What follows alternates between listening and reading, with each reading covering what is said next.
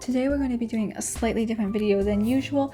I have been playing a lot of Three Houses, and there's been something on my mind, even since before the game came out, that I have wanted to talk to you about.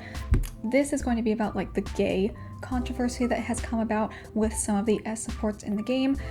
This is going to be a pretty chill video, and I have some notes, but let's just see how much I can go through without rambling too much.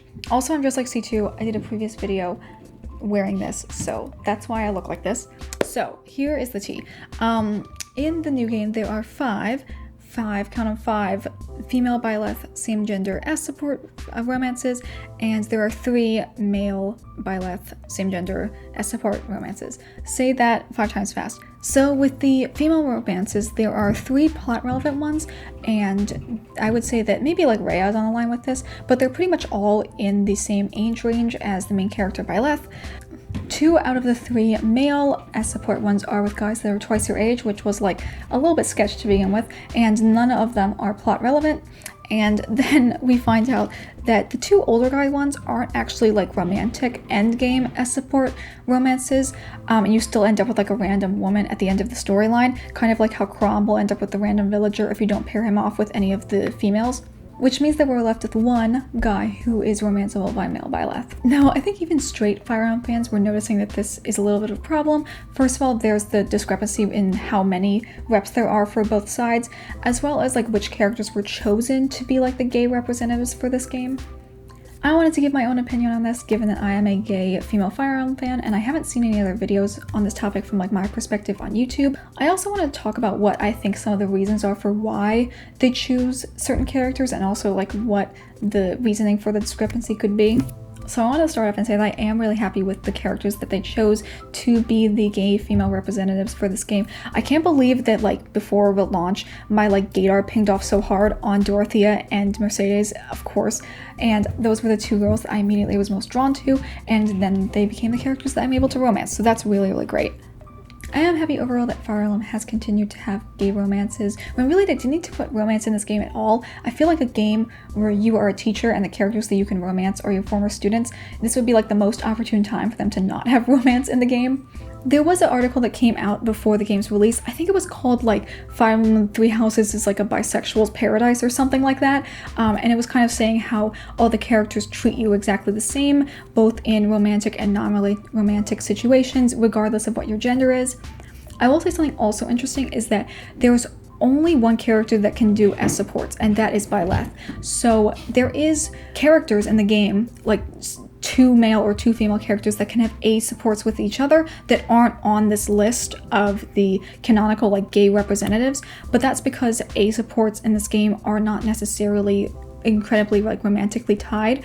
They have implications in certain scenarios, but it doesn't mean that they're going to have like sort of like a long-term romantic relationship like explicitly stated. I also know there was a lot of backlash with the Fates representatives for the game. I guess being version exclusive was one issue, as well as them being kind of like stereotypes or sort of portraying gay people as deviants, I guess.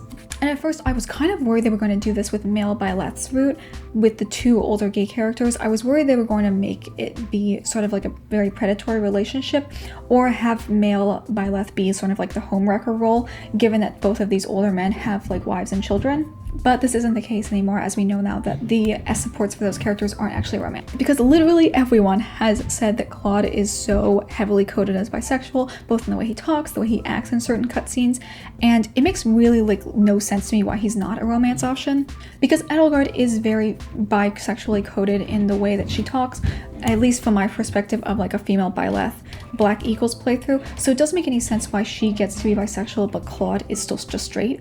And I will tell you why I think they did this, both on the fronts of why Edelgard is bisexual and why Claude is straight. So this is what I think is one of the main gripes gay women have with the game, and it's something that I haven't really seen like straight Fire Emblem fans slash even like some gay male Fire Emblem fans realize, is that having more of a specific category doesn't necessarily equal to more representation on that side. I think there's a lot of fetishization of female gay relationships, as well as sort of like a vilification of gay male ones, which is sort of why we receive that power imbalance. I remember seeing someone on Twitter saying that they thought that Intelligent Systems picked out the female S-rank supports with Byleth based on who they thought she would be paired cutest with, and I definitely think that's the case with the 3 female students. I think they made Sothis and Rhea to be bisexual just to make it be more like plot equal on both sides, but the other 3 are based purely on like aesthetics. And I just said before that I think that Edelgard is written to be very bisexual. And what I mean by this is there's no change in her language, even in romantic conversations between talking to male Byleth and female Byleth. And they don't do this with any other characters in the game, even including the Lords. And I would say that they have just as much of a very intense relationship with Byleth as Edelgard does, so it doesn't really make any sense to me why she is the only one that can be romanced by both genders. And the reason I think this is because the other 2 lords are male characters, and I don't think they could envision them having the same role in the story as well as fitting into like a gay role. And what I mean by that is that I think there is like a conflict between like this heroic leading man type of persona that Dimitri and Claude have to portray as part of their stories versus how gay characters are portrayed in a lot of different forms of media. So I think Edelgard gets around this for 2 reasons. One is the fact that she's a woman, which is what I said earlier about like the fetishization aspect of like the same gender relationship that she can have with Byleth. The other fact, going along with the fact that she's a woman, is that she naturally fits into like a more submissive role then, coupled with the fact that she's younger than Byleth. So I feel like it wouldn't matter in like Intelligent Systems' eyes whether if she was romanced by like a male or a woman, which like is purely based on like relationship dynamics, because if you know the game at all, then Edelgard is a very different character from most female characters we've seen in Fire Emblem before, and she's not submissive by like any means. I just think she's kind of like plagued by these 2 factors of relationship dynamics that are assigned to her.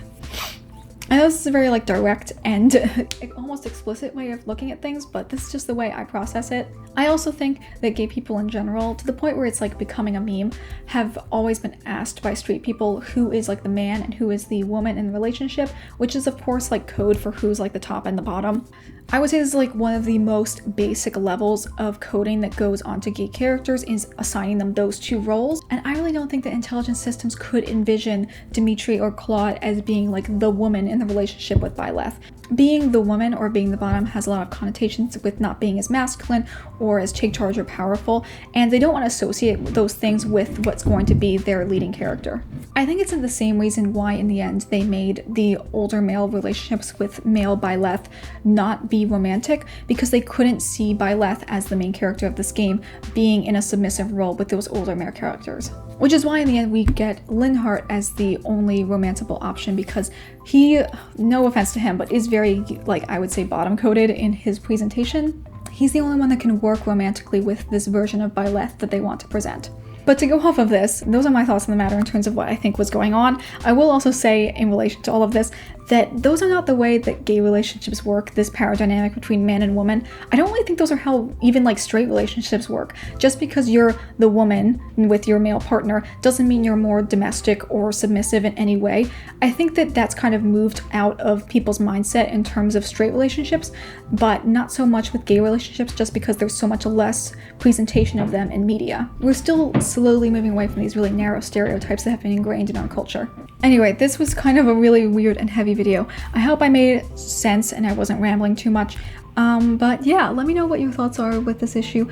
I would love to see obviously more gay reps in Fire Emblem games in the future. I am really happy with what we got, at least on the female side this time, even though I do think there was some fetishization in terms of which characters were chosen, but I think they are moving in the right direction with just slowly adding more and more characters, and eventually we will get that bisexual paradise in Fire Emblem where everyone is S-rank romanceable regardless of gender. Anyway, thank you guys so much for watching, and I will see you all next time for more regularly scheduled cosplay content. Bye!